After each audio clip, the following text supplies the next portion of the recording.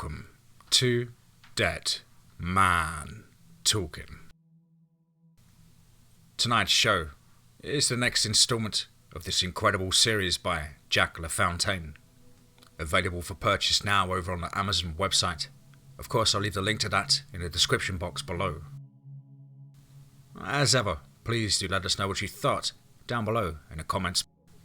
Please do like and share. It really does help build the channel and our community further. And why not hashtag TeamFEAR and DMT's Cryptid crew. And so, with that aside, let's get into tonight's story, entitled Tracks IRAD Champion of Atal, the Snow Season Story. Let's get straight into that. He watched the doe from the shelter of the rocks. Her long legs were buried in a drift that brushed her belly. To reach the mouthful of leaves still climbing to the branch overhead, she would have to balance both front legs against the trunk while standing up on her back legs and stretch her neck as far as she could. It would take all of her concentration. He wished he was closer, but there was neither time nor opportunity for that.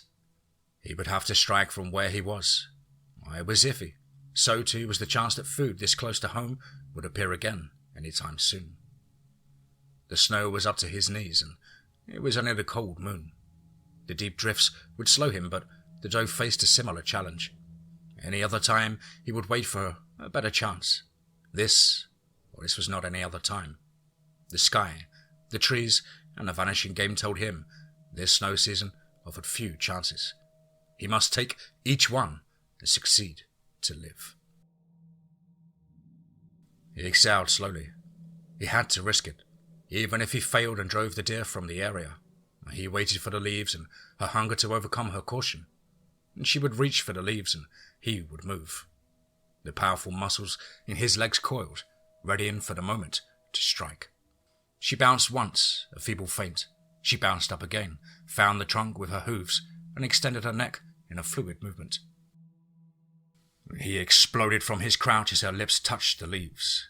He landed on both feet and, in a single heartbeat, his right leg launched the next step, propelling him forward in a shower of loose white powder. Whoop, IRAD!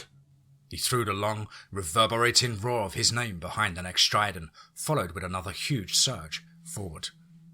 The roar had the desired effect. The doe froze for the fraction of a second, but it was all he needed. His chest hit her body, taking her off her feet. His strong arm embraced her, holding on tight. Sharp hooves flew in a wild attempt to break free. His lesser hand ran over her shoulders.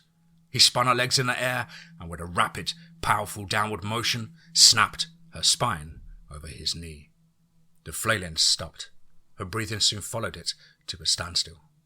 IRAD threw the doe across his back and turned for home. Low clouds heavy with snow hung just above the treetops. He laboured through some drifts that reached his thighs as he forced a path to his den. His muscles ached with the climb up the hill through the snow, but his mind was far from the present exertion. The gathering storm lay heavy upon his skin and his thoughts. The weight of the air pressed on him, thick and cold as the snow he trampled through. He could sense the rising fury hidden in the clouds that turned the light into darkness. By the next sunrise, not that he would see sunrise any time soon, the snow could be up to his crotch. Adar would scarce be able to push her way through the drifts that would surely cover little Jabal's head. And what was worse, the doe he carried on his shoulder would be gone by then. Their meal was as thin as they were and would not last long. IRAD passed under the cross trees he had fashioned to mark the boundaries of his home, cutting a deep swath as he went. The fresh snow would obliterate his tracks in a short order and keep them safe, at least from the hairless hay that stalked the woods with their thunderous killing sticks. He picked up his pace, still hoping to reach the den before dark. And when he finally pushed aside the limbs covering the entrance and stepped inside, stomping his feet and shaking a mantle of snow from head and shoulders, darkness had fallen. He threw the deer down at Ada's feet with a grunt of satisfaction he didn't feel. She glanced at the offering, but made no gesture of thanks. Her look told him she shared his meager assessment of the food.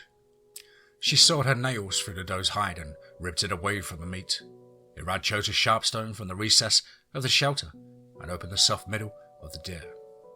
Unbridled fervor sent hands diving into the tender organs. The son would return eventually to find their bellies empty, but that moment was the time for feasting. He pulled the heart from the chest and chewed the fibrous flesh with relish. As he ate, he watched Jabal sitting at his mother's side, eating with carefree abandon. Last snow season had been easy. The snow was light, the game was plentiful, and the baby had his mother's milk. This season differed from the start. The snow came early, wet and heavy. Fierce north winds stripped bare the trees and piled up the drifts to cover the shrubs. And just like themselves, the deer and the birds that remained were starving. The ponds and streams were thick with ice, and they had already used up all their stored plants, nuts, and berries.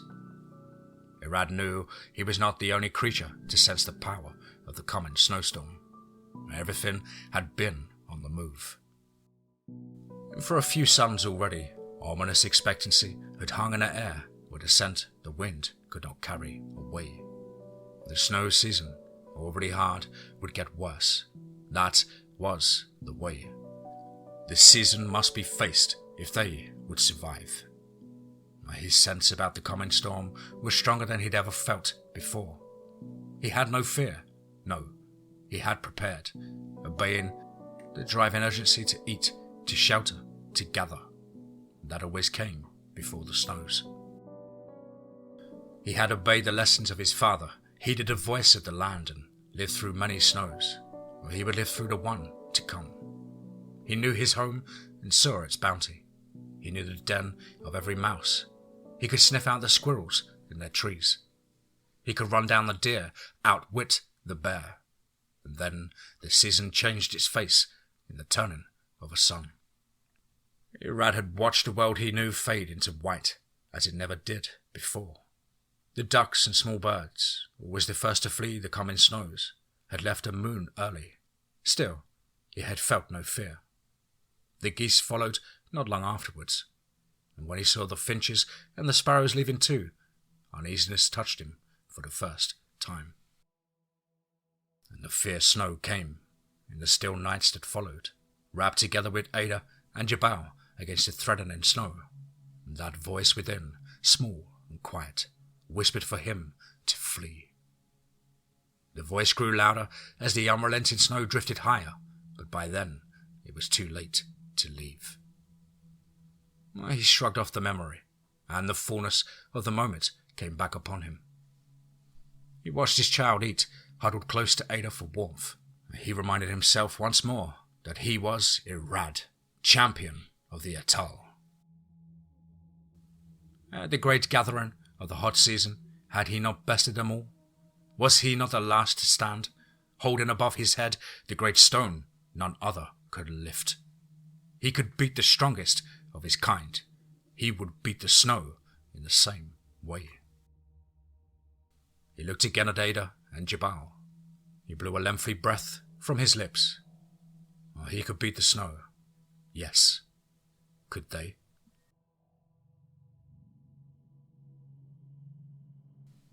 Chapter 2.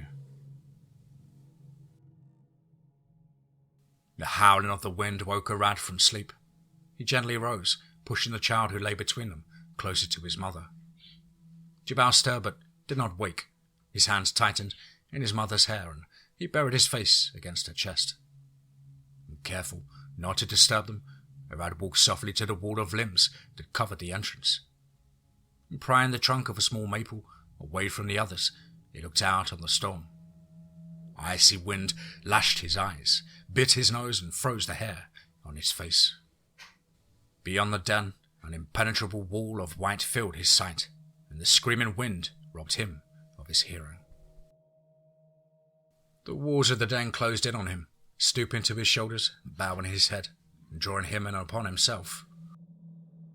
The walls of the den closed in on him, stooping his shoulders, bowing his head, and drawing him in upon himself. He felt trapped, like the beavers in the hairless haze snares. Now he wanted to rage against the feeling of helplessness that haunted him, but he would only wake his family, and there would still be no place to go. Death waited for any creature moving in the cold world outside. IRAD shivered. Not so much from the cold, though. His fear was starting to grow. Now he returned to lie down with his family. Snuggled in close, he reached his long arm over the child to rest it on his mate. Her hand came up to meet his, and she raised her head to look at him. The lines on her face softened, filling him with warmth. He closed his eyes, but did not sleep. He lay listening to the wind drive the snow, chittering like the teeth of mice on the wall that held the storm at bay. The wide world outside the den grew lighter, and then darker, without showing any sun, moon, or stars. And then another time, and another time. The gnawing in IRAD's belly grew.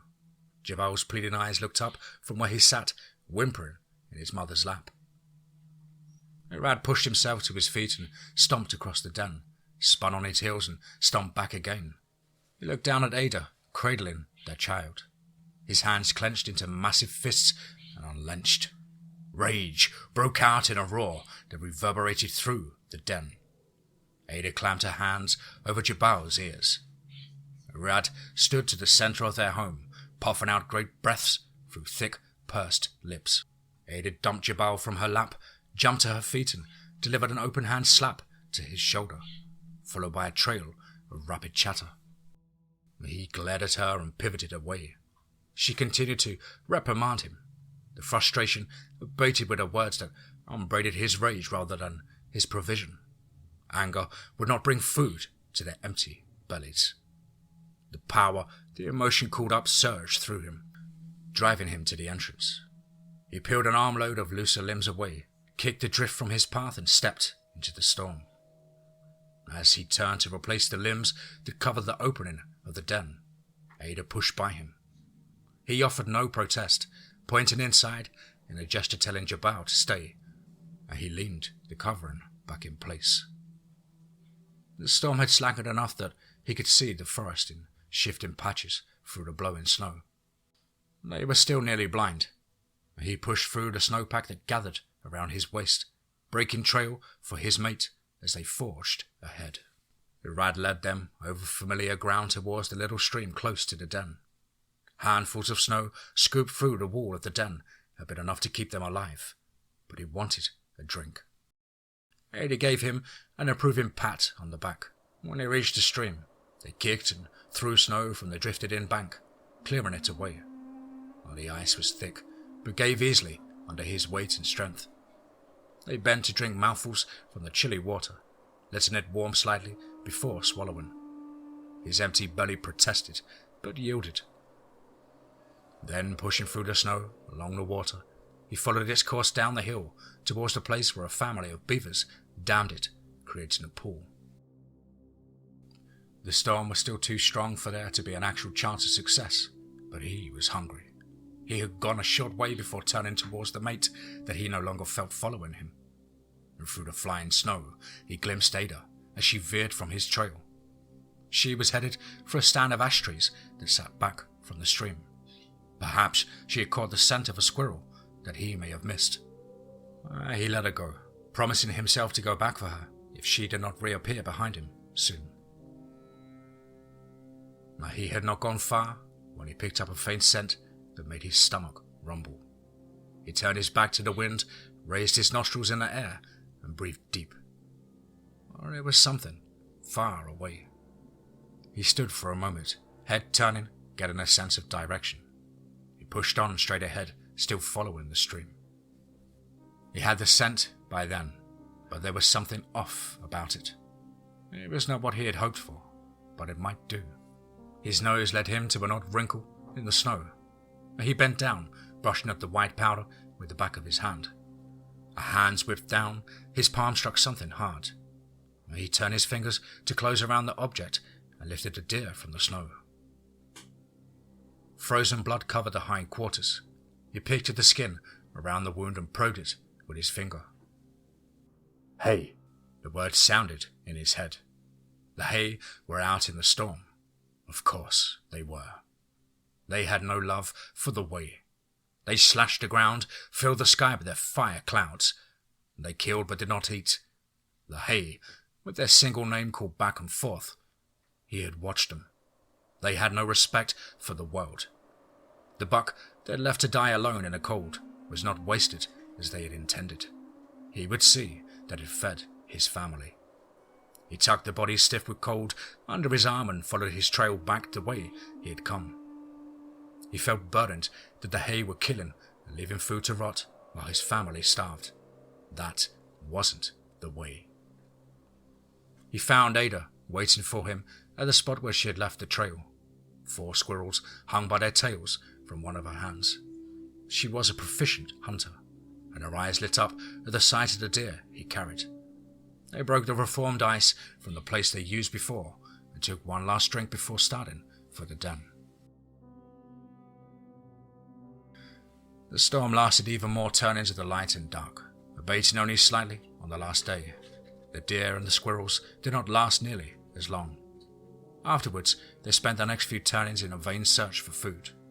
Once while hunting, they heard the faraway bang of the hay's killing stick. What did they take this time? He wondered. The 3 of them could not live out the snow season on squirrels, especially squirrels they didn't find. The hay were only making their task more difficult. A new day dawned, bright, clear, and cold. He was ready to set out over Ada's protest to hunt alone.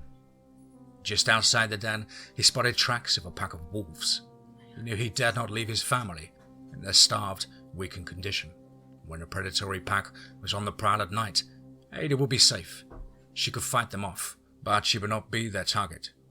They would fight only enough to distract her when they snatched the little one. He carefully sealed the entrance, taking time to pile snow high in front of it, and then urinated there as a warning. He would expand his search as far as the beaver pool that time. The snow was even deeper since his last trek in that direction. The going, it would be slow. The sun was overhead when he reached the beaver pond. He had seen nothing the entire way but a frozen, barren white carpet. He broke the ice, drank, and sat to watch the fish without luck. He sat on a bank without moving, watching the woods, listening, waiting for that one movement or sound or scent that would mean food. He would settle for the green plants beneath the ice. They were life, even if they were not his fancy. At last, the woods spoke to him. It was a high-pitched, squeaking sound of a young tucked away in a nearby nest. He rose and crept softly around the pool until he found the source, the beaver lodge. He stood little chance of catching the adults before they escaped under the ice to wait for him to leave. The young, though, were another story. In the hot season, water surrounded the lodge, which sat not far from the shore. Ice and snow embraced it during the cold time. The snow on top of the lodge was thin, carried away by the wind ripping over the flat surface of the pond to pile up in drifts at the line of trees sitting back from the water's edge. He squatted at the shoreline and brushed away the snow to find the place where the ice began. The ice might hold him, and the water below was shallow, but he didn't trust the ice, nor did he wish to wade in the water just yet. He would have to move fast to uncover the lodge before the parents could move any of the kits to safety elsewhere. He wanted all of the kits. He needed the parents too, but knew the chance of catching one was small. He stretched his long body out to lie flat on the ice. Reaching out, he could grab the edge of the lodge and pull himself over the ice. Once there, he quickly gathered his feet under him. Launching his body, he landed with full force atop of the lodge. The structure cracked under his weight. He paid the crumbling footing no mind, tearing the lodge apart with both hands and throwing the branches over his shoulder. He snatched up the helpless kits, slapping them against his thigh with a killing blow as he did. And as he reached for the last one, pain sliced up his arm. The mother had sank her sharp teeth into him and raked upwards from his wrist to the elbow. He dropped the kits, pulled the mother from his arm before she could let go, and holding her by the tail, slammed her against the remnants of the lodge. Her skull cracked. Then he gathered the kids, floating on the water, and rushed into the ruined lodge. Blood dripped from his arm as he stomped back to the shore. Laying his kill aside, he went back to the water flowing over the breaks in the ice, pulled up a handful of the moss underneath it, and slapped it against the wound. He turned back to the shore and packed snow over the moss before taking up his bounty once more. He had blazed a good path on his way there. Making the walk home, it was easier, but still the heat generated by his trudging melted the snow over the wound, trailing spots of blood in his wake. He had to stop a few times to repack it with fresh snow, but finally the bleeding began to lessen. He halted a short way from his den and whooped to announce his return. When he reached home, he found the entrance open. He ducked inside and dropped his frozen feast. Ada reached out to touch his wounded arm, but he brushed a hand away and pointed to the food. It wasn't much, but eating it all was a pleasure. The reward for his wound was the cheerful look in their eyes as they ate. And for the moment, they were free from hunger. But for IRAD, its return remained ever on his mind.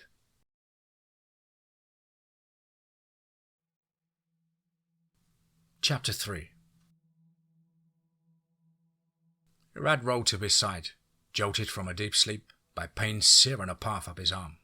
He bellowed, waking the others, and looking down at his swollen arm, he gingerly probed at the wound. Then he got up and went out into the night. There he peeled away the moss, loosening a stream of oozing yellow. He flexed his elbow. The arm moved with a stiff, heavy motion, as though it no longer was part of him. He made a fist, tensing his forearm. The wound opened with an audible wet pop, and a thick, purulent spray of infection burst from him. He worked his fist, forcing a liquid from the wound until the discharge stopped. The pain receded, and his arm moved smoothly again. He stared at a hand opening and closing in front of his face. A faint smile touched his lips. He could hunt again, but would there be anything to hunt? A search during the next sun revealed that not only was there nothing to hunt, but the wolves, they were back. They had become the hunted. Wolf tracks covered the area outside of the den. A chorus of howls thereafter greeted the moon's appearance each night. The wolves were not hungry enough to challenge them, though. Not yet. The foolish turnings went on and on. Jabal slept day and night. The times he was awake, he cried and clung to his mother. IRAD thought of the wolves, and an idea came to him. It was dangerous, but starvation was becoming ever more certain. They would have to risk it. He waved Ada to his side and whispered his plan to her, as if speaking it aloud would still its strength. She shook her head and turned her back to him. IRAD stood up anyway, walked to the entrance, removed a branch and peered outside. A dark figure loped between the trees nearby. He huffed at the slinking hunter, who seemed to have lost his fear. And slowly, deliberately, the wolf stepped out of the shelter of the pines and walked into the small clearing in front of the den. A long-legged, skinny counterpart joined it a few moments later. They stood shoulder to shoulder, baring their teeth and growling at him. IRAD exploded from the entrance, scattering the wall limbs, fists swinging through the air, and charged at the wolves. He snatched a limb from a nearby maple and threw it at the fleeing canines. Furiously pounding his chest, he roared at them. When they had gone, he stood rooted to the spot, growling and huffing out his breath and pent-up rage at the empty clearing. Ada called him back to the lodge. He lifted his head to the sky and let go a long, haunting call. His anger spent, he slowly pivoted and trudged back to their den. Together, they replaced the branches that covered the entrance to their home. And back inside, she came to lean upon his chest, laying her head below his chin, with a deep sigh. He wrapped his arms around her, and they stood unmoving, comforted for the moment. and she broke away, moving back from him and nodding.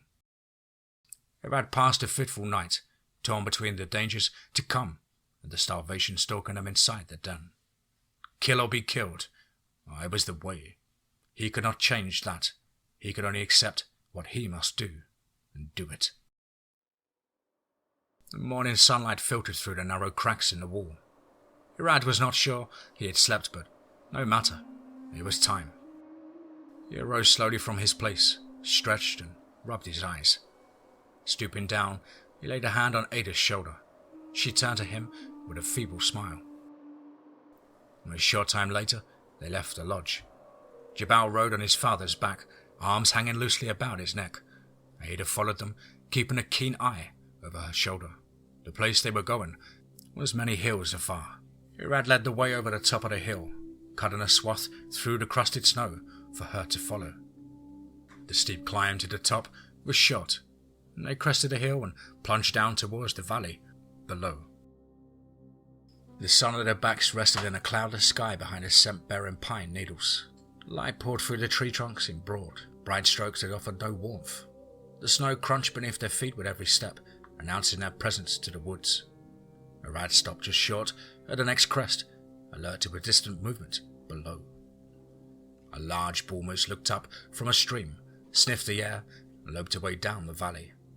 IRAD put Jabal down and charged down the hill after the bull. He was faster than the moose, but high-stepping through the unbroken, deep snow, it slowed him to the point that the moose could keep pace with him.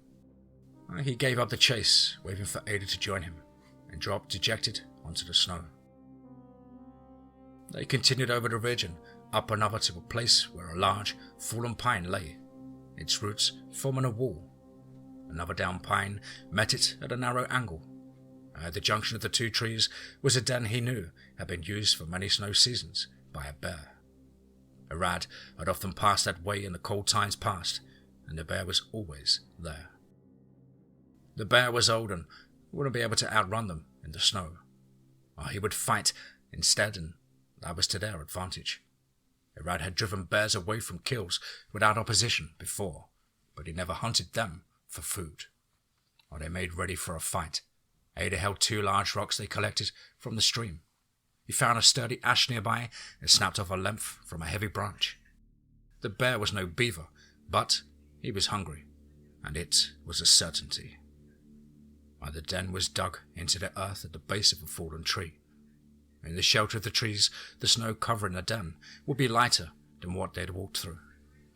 Using a pine bow covered with needles, he swept away the snow from the entrance. He heard the bear stir before the warning growl rumbled in his ears. He paid the bear no mind, and soon had the way clear. The old bear was cagey. He refused to charge out into the open, as IRAD hoped he would. Ada swung a stone in a circle above her head and let it fly into the opening of the den. It struck home with a thud and a squall. The bear exploded from his den. IRAD swung his club, knocking a beast off its feet. It rolled with the blow, came upright and continued to flee. Ada's next stone struck the bear's hindquarters, and there was a loud crack. The animal slewed sideways as its leg gave way. Forced to fight, the wounded bear turned to face his attackers, and with a roar and a display of his teeth. They tried to stand to meet the coming threat, faltered on the shattered hip, and fell. IRAD brought the club down on its head, and all of the fight went out of it. The bear lay helpless on the snow, while he clubbed the remaining life from it.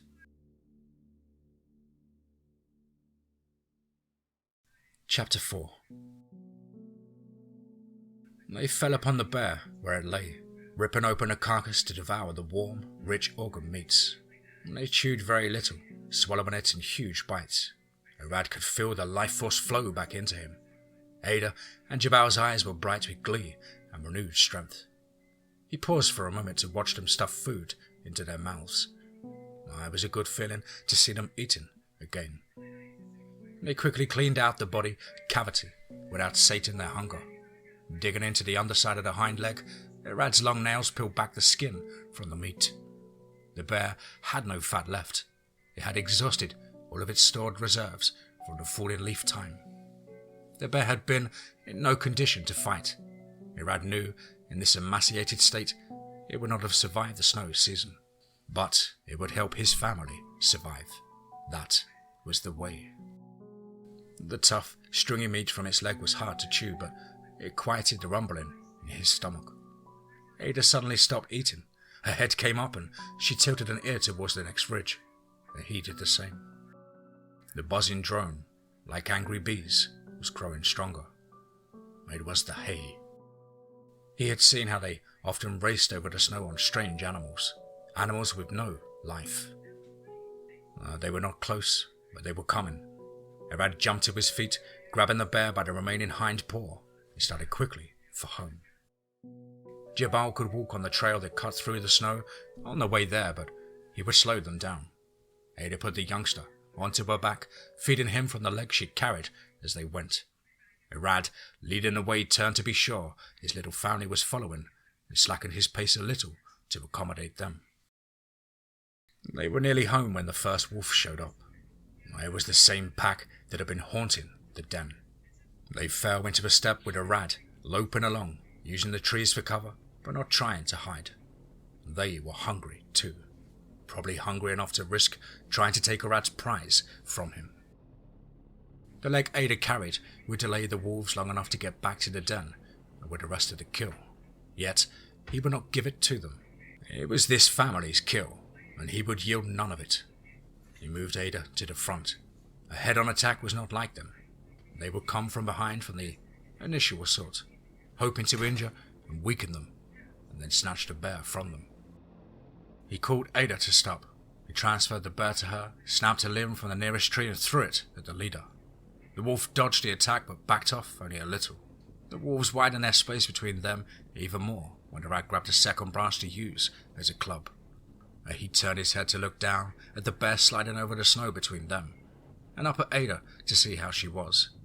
And that was all it took.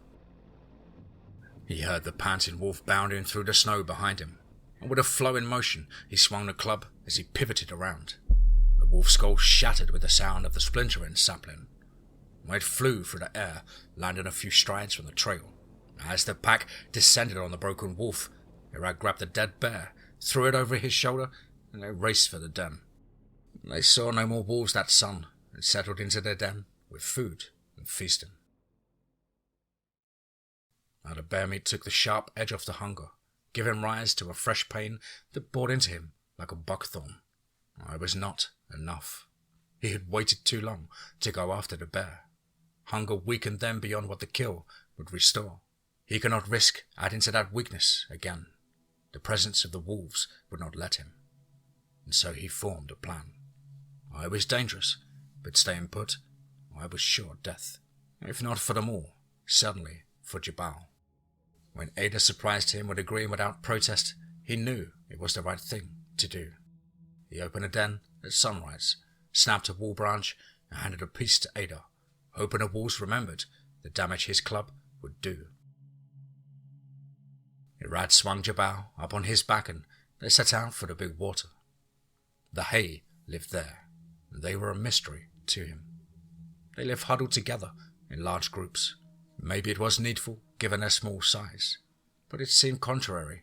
They had almost no hair, and wrapped coverings over themselves that seemed to make it hard for them to move. And despite their weaknesses, they carried death around their hands, riding animals that don't live into the woods and killing with their sticks creatures they did not eat. There seemed to be no reason for them, but their lodges stretched further and further into the forest every season. He had heard they stored up food and animals around their lodges, or he would go see. They had taken their share from the woods, or he would take from them what his family needed to survive. Once during a hot season, when he was small, IRAD's father took him to see the hay lodges beside the Gitche Gummy. The trip seemed long, but he was young then, and he remembered it took all of an entire turning of the light and dark, and they slept in a nest his father made of pine branches. It would take his family at least twice that long to trek through the deep snow carrying their youngster. They set out over the familiar trail along the nearby stream, making a peaceful start. Instead of following the water, though, they crossed it and moved into the woods beyond. He gave directions to Ada, who walked in front, while he would watch their trail behind them until he felt the wolves were no longer a threat. The scent of the bear's carcass would attract them to the empty den, and while they fought over the hide, he would get his family away. However, he knew the wolves were shrewd hunters, and they would not delay long over such meager leavings. If they meant to pursue them, the wolves would catch up eventually. He kept a frequent watch over his shoulder, and he would be ready when they came. They kept the sun on his strong-arm side and slightly ahead of them. They rested when it was overhead, and while they were stopped, Ada found a new frozen fiddleheads under the snow and broke off some bark to feed to Jabal. With a warning for her to keep a watch for wolves, IRAD took over breaking the trail when they started. And the day was nearly done when he spotted a well-trafficked game trail up ahead. The wind was blowing in his face, and so they took cover in a thick stand of maples where they could watch the trail and wait. And the light faded as the sun slipped behind the trees. A defeated heaviness lay upon his shoulders when no game came down the trail. IRAD rose from his watching and gathered soft pine branches for a nest. Jabal between them, he and Ada huddled together in the darkness, and soon her soft snores came. And tired from the long walk through the snow, he closed his eyes, but sleep danced just beyond his reach. He would have to find food when the sun returned. And slowly he drifted away to a thick green wood. The pale sky above was streaked with thin, high clouds.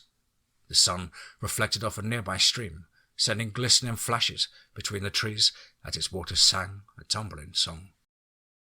IRAD went to kneel beside the stream. As he reached to scoop a handful of cold water to his lips, the stream churned, alive with fish. He caught one out of the silvery mass and bit into it. The flesh was cool, moist, and tender. He devoured the fish in big bites and plucked up another one. That fish slipped from his grasp, falling back into the water. With a flash of quicksilver, it was lost among the many swimming by. He reached for another, but his hand paused in the air, interrupted on its way by a familiar sound behind him.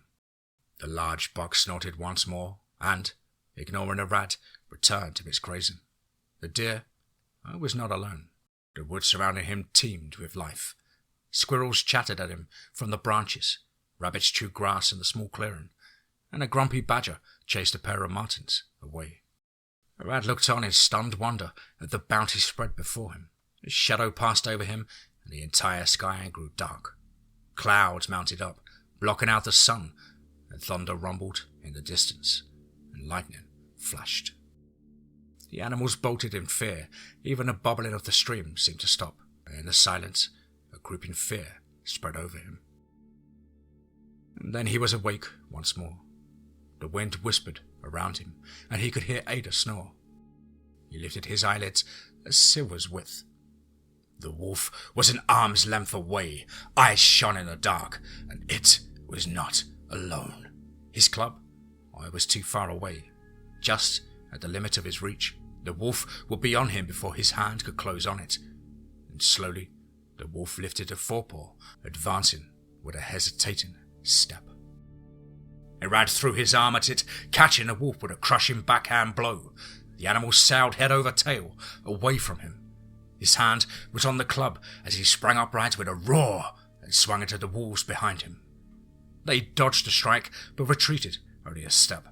Fangs bared, they snarled at him. Behind him, Ada was on her feet.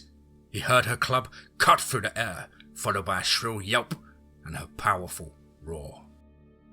IRAD tucked Jabal behind him. Moving together, they put the youngsters back to the huge pine and closed ranks in front of him. IRAD lunged at the pack with aborted charges. They bolted away with each attempt, but they were quickly back. Snarling and darting towards the couple, they surrounded the tree, looking for an opening while taking care to stay beyond IRAD's reach. He knew he could not catch and kill any of the wolves. He also knew he must resist the urge to do so. That was their game. Jabal was what they wanted, and some of the pack would risk their lives to draw his defenders away from him. The standoff ended at dawn. The pack melted into the trees. They were out of sight, but IRAD could smell them, lurking nearby. He must get his family on the move. They could not stand by that pine tree forever. That too was the pack's game. He had no choice but to play. He was IRAD, the champion, and he would show that to those taunting wolves, he would kill them all.